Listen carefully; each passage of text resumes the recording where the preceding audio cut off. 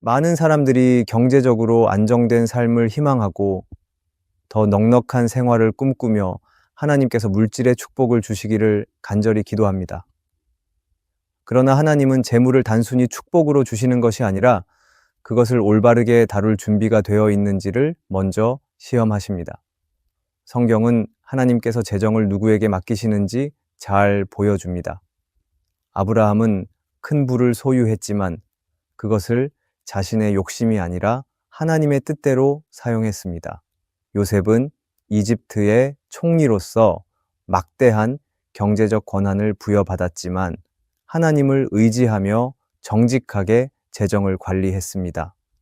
반면에 솔로몬은 처음에는 지혜롭게 재물을 다루었지만 점차 교만해지며 하나님을 떠났고 결국 타락의 길로 들어섰습니다.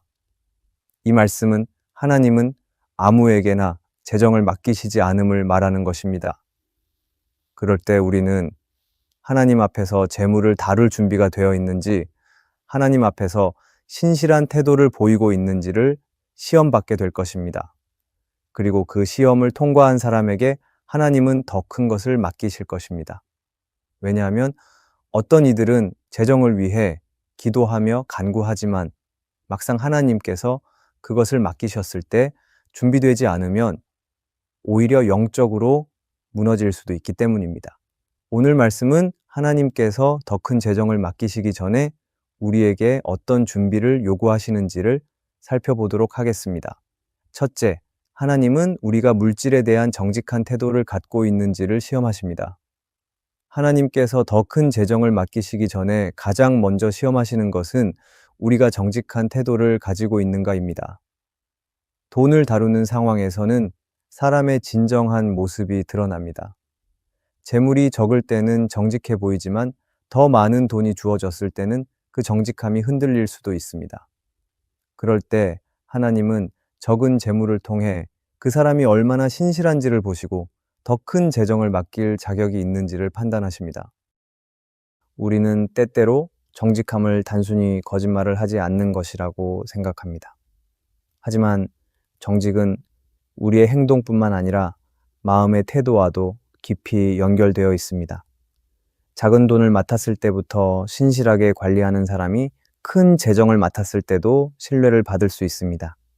예수님께서는 지극히 작은 것에 충성된 자는 큰 것에도 충성되고 지극히 작은 것에 불의한 자는 큰 것에도 불의하니라라고 말씀하셨습니다.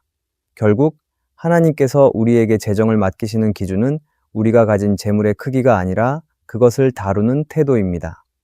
성경에는 하나님께서 사람의 정직함을 시험하셨던 많은 이야기가 있습니다. 그 중에서도 다니엘과 그의 세 친구들은 정직함의 본을 보인 인물들입니다. 그들은 바벨론 왕궁에서 왕의 음식을 제공받았지만 그것이 하나님의 율법에 어긋나는 것을 알았기 때문에 거절했습니다. 당시 왕궁에서 제공하는 음식은 제사에 쓰였던 음식이었고 이방신을 섬기는 문화가 세우며든 것이었습니다. 그들은 왕의 명령을 따르는 것이 현실적으로 더 유리할 수도 있었지만 하나님 앞에서 정직한 태도를 지키기 위해 채소와 물만 먹기로 결단했습니다. 이들의 선택은 단순한 식습관의 변화가 아니었습니다. 그것은 하나님 앞에서 신실한 태도를 지키겠다는 결단이었습니다. 작은 것에서부터 정직했던 그들의 삶은 결국 하나님께서 높이시는 결과로 이어졌습니다. 바벨론 왕궁에서 높은 지위에 오르게 되었고 왕도 그들을 신뢰하게 되었습니다. 하나님은 작은 것에서 정직한 자에게 더 큰 것을 맡기시는 분이십니다. 우리의 삶에서도 마찬가지입니다. 정직함은 단순히 도둑질하지 않는다는 수준을 넘어섭니다. 세상이 요구하는 기준과 하나님이 원하시는 기준 사이에서 어떤 태도를 가지느냐가 중요합니다. 예를 들어 회사에서 경비를 처리할 때 어떤 사람들은 이 정도는 괜찮겠지라는 마음으로 개인적인 용도로 사용하기도 합니다. 하지만 작은 것에서 타협하는 순간 정직함은 점점 흔들리게 됩니다.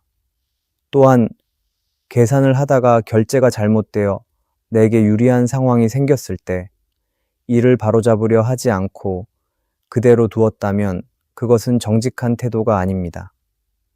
남들이 보지 않을 때 아무도 모르는 상황에서 우리는 하나님 앞에서 정직함을 유지해야 합니다. 사업을 하는 경우에도 정직은 매우 중요한 요소입니다. 고객과의 거래에서 속임수를 쓰거나 계약을 하면서 불리한 부분을 숨기는 것은 결국 정직하지 않은 행동입니다.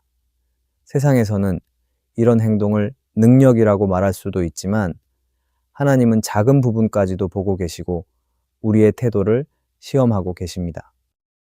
그렇다면 우리는 어떤 태도를 갖고 있는지를 돌아보아야 합니다. 하나님께서 더 큰 재정을 맡기시기 전에 작은 것에서부터 정직한지를 시험하신다면 나는 그 시험을 통과할 수 있습니까? 나는 돈을 다룰 때 하나님이 원하시는 방식대로 정직하게 행동하고 있습니까? 우리는 작은 돈 앞에서도 정직하지 못하다면 하나님께서 더 큰 재정을 맡기셨을 때 더욱 큰 유혹에 빠지게 될 것입니다. 오늘 우리는 세상이 말하는 나에게 좀 더 유리한 기준이 아니라 하나님 앞에서 정직한 태도를 유지하고 있는지를 돌아보아야 합니다. 혹시 하나님께서 지금 나의 정직함을 시험하고 계신 것은 아닐까요? 우리는 작은 돈을 다룰 때의 나의 태도, 나의 재정 사용의 방법을 돌아보아야 합니다.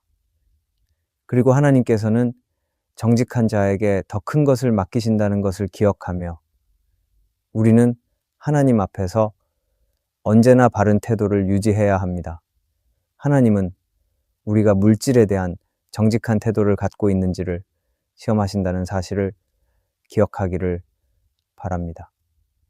우리가 두 번째로 기억해야 할 것은 하나님은 우리가 물질로 인해 교만해지지 않을지를 시험하신다는 것입니다. 하나님께서는 우리에게 재정을 맡기시기 전에 그것이 우리의 마음을 교만하게 만들지 않는지 시험하십니다. 돈은 인간의 마음을 시험하는 가장 강력한 도구 중 하나입니다. 재물이 많아질수록 사람은 자신도 모르게 교만해지기 쉽습니다. 처음에는 하나님의 은혜로 재정을 받았다고 고백하지만 시간이 지나면서 내 능력으로 이룬 것이다 라는 착각에 빠지게 됩니다. 성경에는 이런 경고가 분명하게 나옵니다. 신명기 8장에서 하나님은 이스라엘 백성에게 이렇게 말씀하십니다. 그러나 네가 마음에 이르기를 내 능력과 내 손의 힘으로 내가 이 재물을 얻었다 할 것이라. 네 하나님 여호와를 기억하라. 그가 내게 재물 얻을 능력을 주셨음이라. 하나님께서는 우리가 재물을 가졌을 때 그것이 하나님께서 주신 것임을 기억하는지 시험하십니다. 결국 재물 자체보다 그 재물을 대하는 우리의 태도가 하나님께는 더 중요한 것입니다. 성경에는 교만함으로 인해 하나님께 심판을 받은 대표적인 인물이 있습니다. 바로 바벨론의 느부갓네살 왕입니다. 그는 강력한 나라를 다스리며 큰 부와 권력을 가졌습니다. 하지만 결국 하나님을 인정하지 않고 자신을 높이다가 심판을 받았습니다. 다니엘 4장에서 느부갓네살은 이렇게 말합니다. 이 큰 바벨론은 내가 능력과 권세로 건설하여 나의 도성을 삼고 이것으로 내 위엄의 영광을 나타낸 것이 아니냐. 그는 하나님께서 주신 축복을 자신의 공로로 돌린 것입니다. 그 순간 하나님께서 그를 낮추셨고 그는 7년 동안 들짐승처럼 살며 정신을 잃게 되었습니다.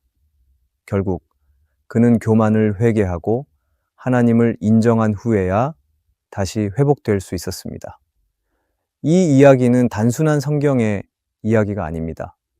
하나님께서는 오늘날에도 우리가 재물을 가졌을 때 그것이 우리의 마음을 교만하게 만들지는 않는지를 시험하고 계심을 성경은 말하고 있습니다. 팀 켈러는 그의 책 탕부 하나님에서 이렇게 말하였습니다. 죄는 우리가 나쁜 것을 추구할 때보다 좋은 것을 궁극적인 것으로 만들 때 더 위험합니다. 이 말은 돈 자체는 나쁜 것이 아니지만 돈을 궁극적인 것으로 여기고 돈을 하나님보다 더 신뢰하게 될 때 그것이 곧 죄가 된다는 것을 말하는 것입니다. 하나님이 주신 재물을 축복으로 여기지 않고 그것이 내 삶의 가장 중요한 것이 된 순간 우리는 하나님을 의지하지 않게 되고 성경은 그것을 바로 교만이라고 말합니다. 현대사회에서 많은 사람들이 성공과 부를 이루면 스스로 자랑스럽게 여기고 하나님을 찾지 않는 모습을 보입니다. 사업이 번창하면 내가 잘해서 이렇게 됐다고 생각하고 높은 직위에 올라가면 내가 능력이 있어서 이 자리까지 왔다고 생각합니다. 하지만 처음부터 모든 것이 하나님의 은혜였다는 사실을 잊어버리는 순간 교만은 우리를 조금씩 하나님과 멀어지게 만듭니다.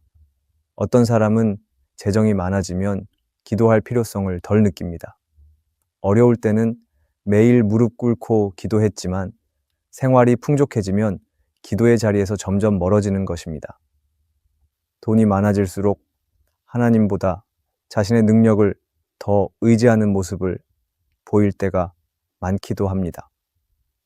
또한 돈이 많아질수록 다른 사람을 무시하는 태도를 보이기도 합니다. 처음에는 겸손하게 사람을 대하던 사람이 재정적인 성공을 거두고 나면 점점 교만해지는 경우가 많습니다. 돈을 많이 벌면 다른 사람을 자기보다 낮게 보고 무시하거나 쉽게 판단하는 모습이 나타날 수 있습니다. 이런 태도가 생기는 순간 하나님은 그 사람에게 더 이상 재정을 맡기지 않으실 것입니다. 그럴 때 우리의 모습을 돌아보기 원합니다. 나는 하나님께서 주신 재물을 대할 때 교만해지지 않고 있습니까? 하나님께서 내게 재정을 맡기신다면 나는 그것을 하나님의 은혜로 여기고 겸손히 사용할 수 있습니까? 혹시 나도 모르는 사이에 돈이 많아지면서 하나님을 덜 찾고 있지는 않을까요? 혹시 경제적으로 어려울 때는 간절히 기도했지만 지금은 재정의 여유가 있어서 기도의 자리가 줄어들고 있지는 않습니까?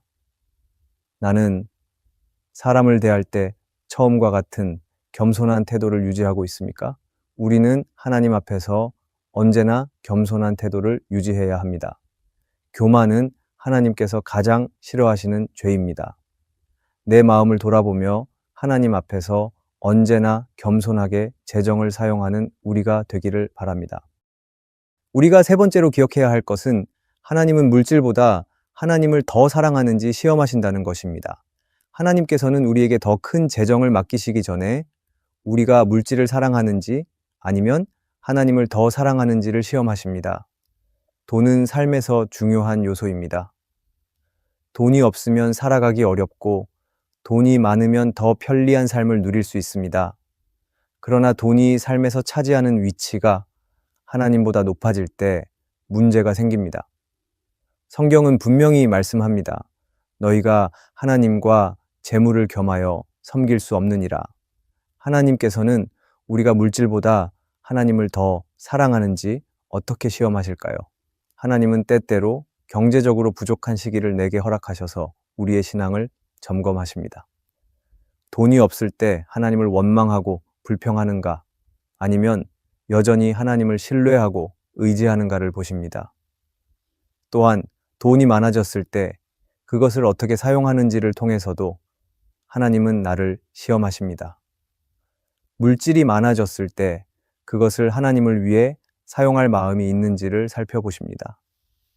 그리고 성경에 나오는 한 청년의 이야기는 이 문제를 깊이 말하고 있습니다. 마가복음 10장에는 부자 청년이 예수님을 찾아와 어떻게 하면 영생을 얻을 수 있습니까? 라고 묻는 말씀이 나옵니다. 그는 어려서부터 율법을 잘 지키며 살아온 신실한 사람이었습니다. 그러나 예수님께서 내게 있는 것을 다 팔아 가난한 자들에게 주고 나를 따르라고 말씀하시자 그는 근심하며 떠났습니다. 그는 하나님을 사랑한다고 말했지만 실제로는 재물을 더 사랑하고 있었습니다. 예수님께서는 그의 마음을 시험하신 것이었습니다. 그리고 이 부자 청년의 이야기는 오늘날에도 반복됩니다. 어떤 사람들은 하나님을 사랑한다고 말하지만 막상 물질이 걸려 있을 때 하나님보다 그것을 더 사랑하는 모습을 보이기도 합니다. 교회에서 헌금하는 문제, 가난한 사람을 돕는 문제, 재정을 하나님께 맡기는 문제에서 망설이고 있다면 나는 정말 하나님을 더 사랑하는지 돌아보아야 합니다. 현대 사회에서도 이런 모습은 쉽게 찾아볼 수 있습니다. 어떤 사람들은 돈이 많아질수록 하나님보다 재정을 더 의지합니다. 사업이 잘 될 때는 하나님보다 돈이 주는 안정감을 더 중요하게 여기고, 경제적으로 어려운 상황이 오면 하나님보다 돈이 필요하다는 생각에 사로잡힙니다.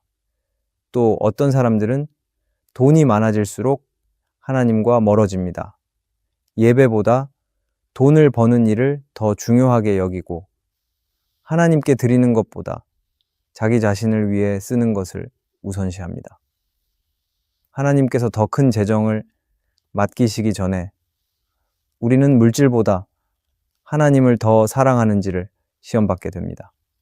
그럴 때 우리는 내가 돈을 소유할 수 있지만 돈이 우리를 소유해서는 안 된다는 것을 기억해야 합니다. 돈을 사랑하면 결국 돈의 종이 되고 맙니다. 그럴 때 나는 정말 하나님을 더 사랑하고 있는지를 돌아보기 원합니다. 하나님께서 내게 더 큰 재정을 맡기셨을 때 나는 여전히 하나님을 가장 사랑하는 사람이 될 수 있을까는 질문해 보기 원합니다. 하나님은 물질보다 하나님을 더 사랑하는 사람에게 더 큰 재정을 맡기십니다. 그럴 때 내 삶을 돌아보며 하나님보다 돈을 더 의지하고 있지는 않은지를 점검해 보기 원합니다. 우리가 네 번째로 기억해야 할 것은 하나님은 내가 물질로 남을 섬기는 마음이 있는지를 시험하신다는 것입니다.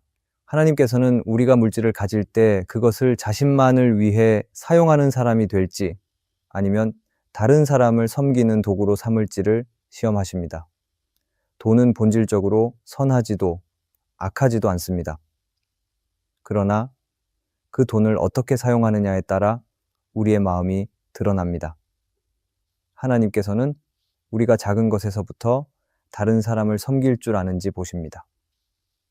누가복음 16장에서는 지극히 작은 것에 충성된 자는 큰 것에도 충성되고 지극히 작은 것에 불의한 자는 큰 것에도 불의하니라 라고 말합니다. 이는 물질을 다루는 우리의 태도가 단순히 재정적인 문제가 아니라 영적인 문제라는 것을 보여줍니다. 성경에서 가장 대표적인 예는 사마리아인의 비유입니다. 어떤 사람이 강도를 만나 길가에 쓰러져 있었습니다. 제사장도 레위인도 그를 보고 지나쳤습니다. 그러나 한 사마리아인은 그를 불쌍히 여겨 자기 돈을 써서 치료해주고 여관에 머물게 하며 추가 비용이 들면 더 지불하겠다고 약속했습니다. 예수님께서는 이 사마리아인을 내 이웃을 사랑하라는 계명을 실천한 사람으로 칭찬하셨습니다. 그는 자신의 재물을 다른 사람을 위해 사용할 줄 아는 사람이었고 하나님께서 원하시는 모습이 바로 이런 태도입니다.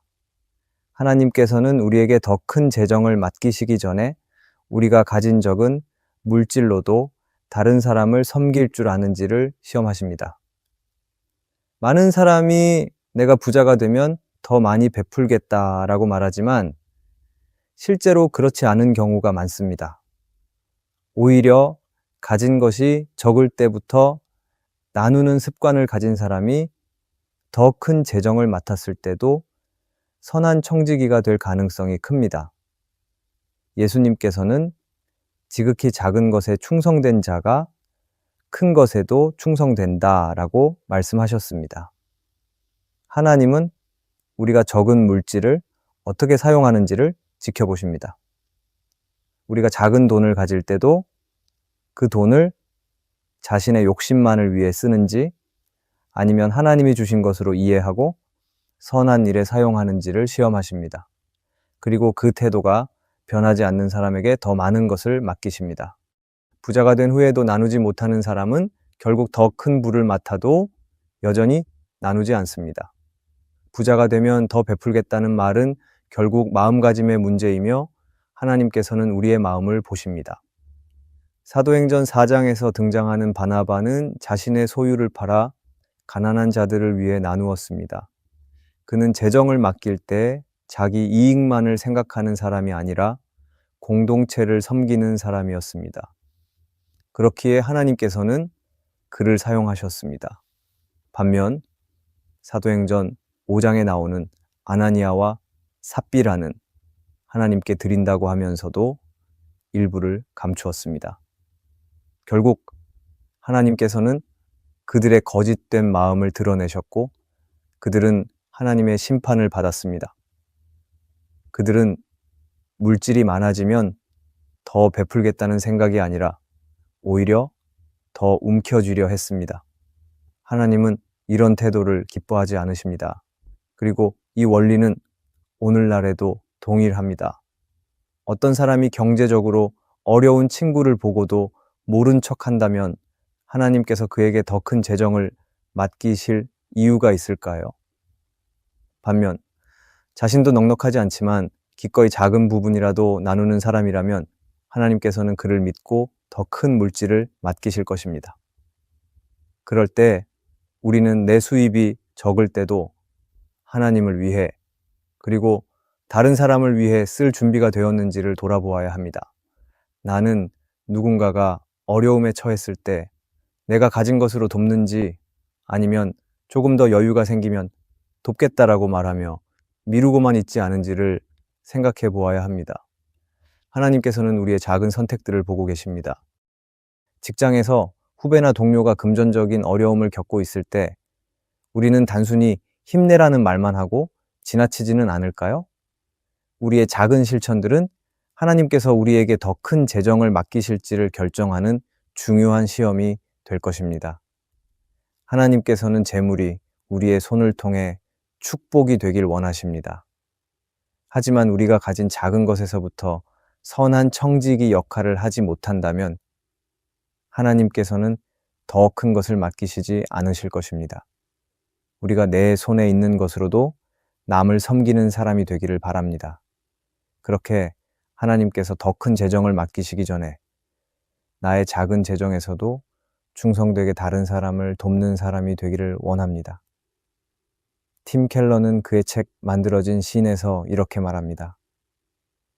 우리는 돈을 통제한다고 믿지만 사실 돈은 우리를 통제합니다. 부요함이 우리에게 자유를 줄 것이라고 믿지만 오히려 부요함은 우리를 사로잡습니다.